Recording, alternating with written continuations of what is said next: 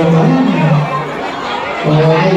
So ngayon, ito na ang paghahatol. Pipiliin na natin kung sino yung nanalo. Okay, dito tayo lang. Sino po ba ito para kay Grade 7? Oh! 1, 2, 3, 4. Apat na pumalakpak. Okay, nice try, Grade 7. Sino ang pumoto para kay Grade 8?